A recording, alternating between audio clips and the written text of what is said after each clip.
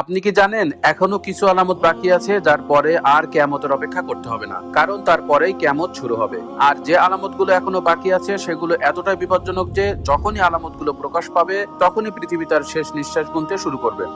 প্রথম আলামত দাজ্জালের আবির্ভাব। আল্লাহর রাসূল সাল্লাল্লাহু আলাইহি সাল্লাম বলেছেন, দাজ্জালের একটি চোখ অন্ধ থাকবে এবং সে নিজেকে খোদা দাবি করবে।